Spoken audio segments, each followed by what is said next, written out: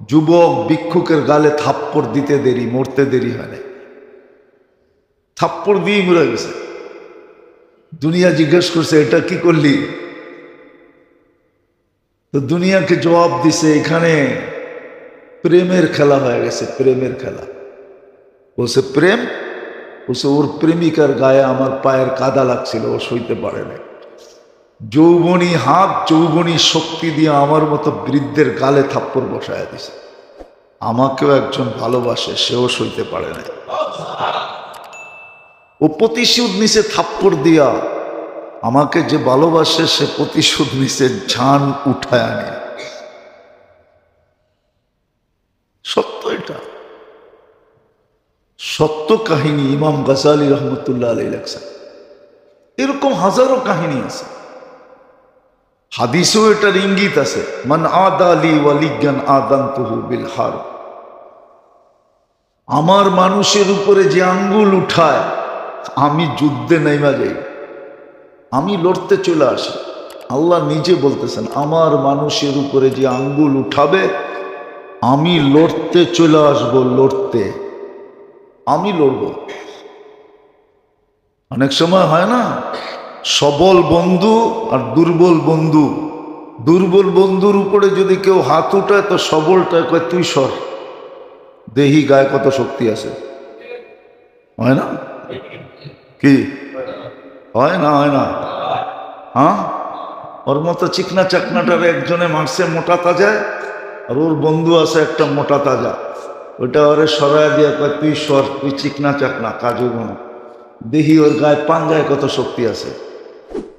আবার কয় না, ওই মুর্দাটার লোকে লরস কি, আমার লোকে লইরা দেখ না, বলে না? বলে না? ওর লোকে লইরা কি করবি, আমার লোকে লর। তো সামনে আলায় দেখা যায় এমনি চুপসায়া যায়, ঠিক না? বাবা রে বাবা, যেটা আয়া পড়ছে এটা তো পাহাড়ের মতো, ঠিক না? হ্যাঁ, আল্লাহ এরকমই বলে, আল্লাহ এরকমই বলে তুই সর, আমি আসছি। যোগ্যতা এই জন্য দিছিলেন, কিন্তু আমরা তো জানি না, আমরা তো শিখি না, জানলেও তো মানি না। জানলে যদি মানতাম তাহলে তো হতো, জানিও তো না। জানি কিন্তু মানি না, বিদ্যা তো এখন ছড়াছড়ি। আমার দৃষ্টি কেন দিল? হ্যাঁ, দৃষ্টি এই জন্য দিছিল শুধু মোবাইল দেখার জন্য না। ওরা তো সারাদিন খালি মোবাইল দেখে, ঠিক না? দৃষ্টি এই জন্য দিছিল যে মাঝে মাঝে মা বাবা জীবিত থাকলে মাঝে মাঝে সদয় দৃষ্টিতে মা বাবাকেও দেখো, তাইলে এক কবুল হজের সওয়াব মিলবে। সারাদিন মোবাইল যেটা দেখছো ওইটা মিটা যাবে, ওটা কি হয়ে যাবে? কি হয়ে যাবে? মিটা যাবে। এই জন্য দিছিলেন সারাদিন মোবাইল দেখো, ঠিক আছে মানলাম, কিন্তু মাঝে মাঝে কোরআনটাকে না পড়তে পারলো একটু খুলা খুলা অক্ষরগুলা দেখো। দেখলেও সারাদিন আজে বাজে যেটা দেখলা ওটার উপরে পানি ফিরা যাবে, ওটা মুছা যাবে। কেননা কোরআন দেখলেও সওয়াব, কোরআন ছুইলেও সওয়াব। শ্রবণ শক্তি শুধু এই জন্য দেয় না যে সারাদিন ইয়ারফোন লাগায় শুনতে থাকবে। যুবকরা যেরকম ইয়ারফোন লাগায় সারাদিন শুনতে থাকে, এমনকি ঘুমানোর সময়ও ইয়ারফোন লাগায় ঘুমায় যায় শুনতে শুনতে। এটা হলো অগ ঘুমের ট্যাবলেট আর কি, এটা হলো অগ, ঠিক না রে?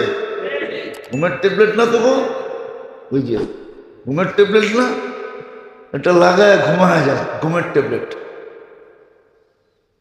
বলছে মাঝে মাঝে কোরআনও শুনো না। আলহামদুলিল্লাহ এখন যুবকরা খুব ওয়াজ শোনে, দেখি তো রাস্তাঘাটে খুব শুনে, খুব শুনে। শুধু আমাগো যুবকরা শোনে না, অন্যরাও শোনে। দোয়া করেন আপনারা, খালি মনে আমিন কয়া দেন, ইনশাআল্লাহ একটা সুসংবাদ অচিরেই দিব আপনাদের। অন্যেরা পর্যন্ত শোনে, যদিও এটা মিডিয়ার সামনে বলা ঠিক না, লাইভ চলতেছে, মিডিয়ায় চলে যাবে।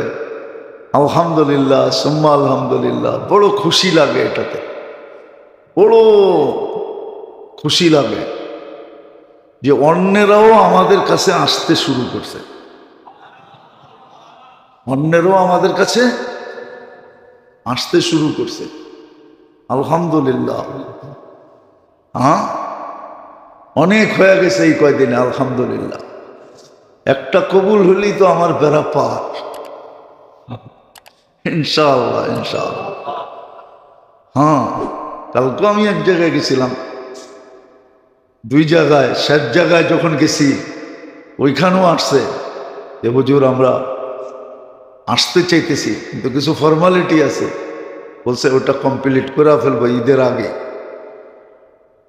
হ্যাঁ, আল্লাহ চায় তো পুরা ফ্যামিলি চলে আসবে। ওই শুনতেছে, হয়তো কারো মুসলমান বন্ধুর মাধ্যমেই শুনছে, একদিন শুনছে, একটু ভালো লাগছে, আবার শুনছে, এখন আল্লাহ চেঞ্জ করে দিছে। হ্যাঁ, দেখলে বুঝার কোনো রাস্তা নাই। এখন যেই বেশভূষা, পোশাক আশাক, কেউ বুঝবে না। কালকে দেখা হয়েছিল, অনেক 2-3 মাসের চেষ্টায় আমার সাথে কালকে দেখা হয়েছে। ওই চেষ্টা করে আমার ওদিকে যাওয়া হয় না, দেখাও হয় না, তো দেখতেছি আলহামদুলিল্লাহ ফায়দা হইতেছে। তো যেটা বুঝাইতেছিলাম যে এই যে শোনার যোগ্যতা, সারাদিন যা শোনো, সারাদিন যা শোনো, কিন্তু যদি ঘুমানোর সময় কোরআন শুনতে শুনতে ঘুমায় যেত, গান না শুনতো, কোরআন শুনতে শুনতে ঘুমায় যেত, বয়ান শুনতে শুনতে ঘুমায় যেত। বয়ান শুনতে শুনতে, আমার কাছে তথ্য আছে, আমি তথ্য চাই না বলতেছি না, যাই না, আবার অহংকার করেও বলতেছি না। অনেক লোক আছে উচ্চ পদস্থ, তো বলে হুজুর আগে ট্যাবলেট খায় ঘুমাইতাম, এখন ট্যাবলেট খাই না, এখন বয়ান শুনি, কানে লাগায়া 2-1 মিনিট শোনার পরে ঘুমায়া যাই। কতজনকে এই পর্যন্ত আমি বললাম, তাহলে ট্যাবলেটের পয়সাগুলো তো আমারে দেওয়া দরকার। আপনি যখন বয়ান শুনে ঘুমায়া যান, তো ট্যাবলেটের পয়সাগুলো তো কি আমাকে দেওয়ার দরকার। হাই পাওয়ারের ট্যাবলেট খাইতেন, উচ্চ কোম্পানির ট্যাবলেট খাইতেন, এখন খান না, তো পয়সাগুলো তো আমি প্রাপ্য। হাসে। আলহামদুলিল্লাহ, এই যে যোগ্যতা দেখার, শোনার, বলার। আবার একটা মজার কথা, কিন্তু জানি না বুঝবেন কিনা, দুনিয়াতে যেরকম উন্নত সোসাইটি আছে, সারা দুনিয়ায় আকর্ষিত সোসাইটি হাজার হাজার আছে, ঠিক না? আছে না? নইলে আমাদের দেশে পেপারে খুব চর্চা হইল কেন বেগমপাড়ার, এটাও তো একটা সোসাইটি, ঠিক না? দেখে আসছেন? দেখেন তো না, খালি পেপারে শুনছেন, ঠিক না? আমি গত বছর যে দেখে আসছি, কানাডায় দেখে আসছি আমি, যে শুনি খালি বেগমপাড়া। ওইখানে যাওয়ার পরে বললাম একটু, কৌজুর দিনের বেলা কাউকে পাবেন না, দিনের বেলা বুঝেই যাবে না এটা বেগমপাড়া, রাত্রে যেতে হবে। আমি চলো রাত্রে যাই। প্রোগ্রাম শেষ করে যখন ফিরতেছিলাম, তখন আমারে ঘুরে নিয়ে দেখাইছে এটা হলো বেগমপাড়া। তো জান্নাতে এরকম কোটি কোটি সোসাইটি হবে। এমনকি আপনি যদি ডেলি রাস্তার থেকে একটা কষ্টদায়ক জিনিসকে ছড়ায় দেন, চলতে চলতে আপনি নিচের দিকে তাকাইতে তাকাইতে দেখলেন যে একটা কষ্টদায়ক জিনিস রাস্তায় পড়ে আছে, চাই সেটা একটা লোহার পিনি হোক, ছড়ায় দিলেন, এটার জন্য আলাদা একটা সোসাইটি হবে, নেম প্লেট লাগানো থাকবে, তুমি যে দুনিয়াতে কষ্টদায়ক জিনিস ছড়াইতেছিলা, ওটার বিনিময়ে তোমাকে এই নামের সোসাইটিটা দেওয়া হলো। আপনি ডুইকা তো হাক্কা বাক্কা খায়া যাবেন, সরাইলাম পিন আর মিলল এই বিল্ডিং। একটা বিল্ডিং দিয়ে তো সোসাইটি হবে না, শত শত বিল্ডিং দিয়ে সোসাইটি হবে। হায় হায়, সমস্ত আবাদতের সোসাইটি ভিন্ন ভিন্ন হবে, সমস্ত জিকিরের সোসাইটি ভিন্ন ভিন্ন হবে, কোরআনের তেলাওয়াতের সোসাইটি ভিন্ন হবে, নামাজের সোসাইটি ভিন্ন হবে, সব ভিন্ন ভিন্ন দিবে আল্লাহ। কেননা গুলশান যে থাকে ওর মনের ভিতরে খচখচ করে, হায় বাড়ি দ্বারা যদি থাকতে পারতাম। এই বাড়ি দ্বারা চিনেন কই? বাড়ি দ্বারা চিনেন? বাড়ি দ্বারা হলো ডিপ্লোমাজি জোন, সমস্ত এমবেসি গুলো ওইখানে। ওইখানে যারা থাকে ওরা গুলশানের চেয়ে হাই ফাই। আবার ওইখানে যারা থাকে ওরা চিন্তা করে, হায় যদি মন্ত্রীপাড়ায় থাকতে পারতাম। মন্ত্রীপাড়া চিনেন? এটা তো চিনেন না। চিনেন কই? মিন্টু রোড, ঠিক না? মন্ত্রীপাড়ায়। আবার মন্ত্রীপাড়ায় যারা থাকে ওরা খালি চিন্তা করে, হায় ইংল্যান্ডে যদি বাড়ি কিনতে পারতাম, কানাডায় যদি একটা বাড়ি কিনতে পারতাম, আমেরিকাতে যদি বাড়ি কিনতে পারতাম। ওরা আরো উন্নত চিন্তা করে। ঠিক আল্লাহ এরকমই আপনাকে দিবে। লক্ষ কোটি সোসাইটি হবে জান্নাতের ভিতরে, যদি যোগ্যতাকে সঠিক জায়গায় কাজে লাগানো যায়। এই জন্যই যোগ্যতা দিছিলেন, যেন গন্তব্যে পৌঁছতে পারে, যেন আল্লাহ বন্দা বইলা ডাক দেয়। আল্লাহ কি বইলা ডাক দেয়? ইয়া ইবাদি বইলা ডাক দেয়। সৃষ্টির কাছে যেন আকর্ষণের পাত্র হয়। সৃষ্টি টাকা দিয়ে সৃষ্টি আকর্ষণ করা যায় না। হ্যাঁ, টাকা দিয়ে বাঘ পালতে পারবেন, তাও ছিকল লাগায়, নাইলে ইঞ্জেকশন দিয়া। যারা বাঘ পালে না, ওরা বাঘকে ডেলি ইঞ্জেকশন দেয়। ইঞ্জেকশন, হিংস্রতা যেন না থাকে, ইঞ্জেকশন দিয়ে পালতে পারবেন, বা গলায় ছিকল লাগায় পালতে পারবেন। কিন্তু ইতিহাসের পাতায় যে আছে, লাকড়ি কাইটা বাঘের পিঠে রাইখা বাড়িতে নিয়ে আসতেছে, এটা পারবেন না। উম্মে হারাম রাদিয়াল্লাহু তাআলা আনহার মতো মহিলার মতো পারবেন না, যিনি সিংহের পিঠে বৈশা লোকালয়ে আসতেছে। লোকালয় দেখা হাক্কা বাক্কা খায়া গেছে, এটা তো মহিলা। কিভাবে আসে সিংহের পিঠে বৈশা?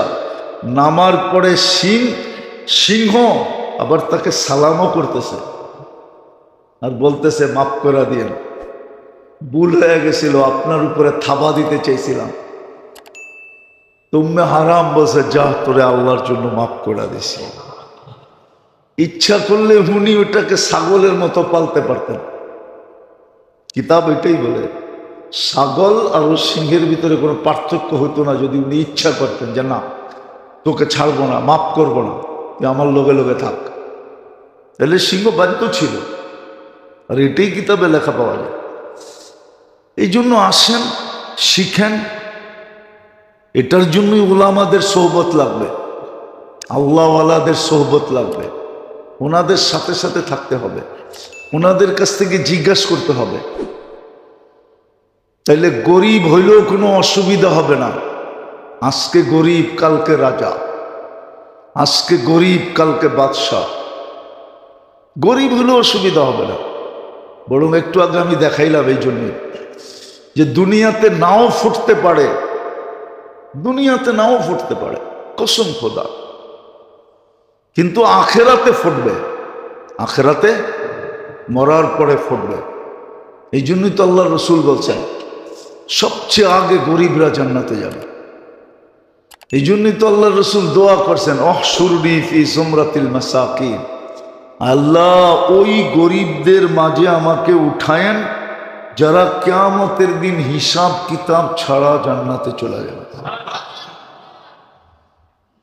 যারা ধনীদের 500 বছর আগে যাবে, আর জায়া জান্নাতে বয়া থাকবে না। আল্লাহ বলবে তামাত্তাউ, ওরা দুনিয়ায় খাইছে, তোরা এইখানে খায়া রিকভারি কর। দুনিয়ায় খাইছে ওরা, তোরা এইখানে খায়া পুরা কর, তোদের কমিকে পুরা কর, যেটা দুনিয়াতে কম হয়েছিল ওটা পুরা কর, রিকভারি কর, পরিপূরক হিসাবে খা। তোরা 500 বৎসর খাবে, আর ধনীরা ওয়েটিং রুমে বৈশা গ্লাসের ভিতর দিয়া খালি দেখতে থাকবে যে করে কি, আর ওরা খালি বড় বড় রাউন্ড লইব আর দেখায় দেখায় মারতে থাকবে। হাসি না, হাসার জন্য বলতেছি না, বাস্তব। ওরা দেখায় দেখায় খাইতে থাকবে জান্নাতের নাম। আর একটা আরেকটারে বলবে দেখ কেমনে দেখে। হ্যাঁ, আর ধনীরা দেখবে আর খালি পানি পড়তে থাকবে।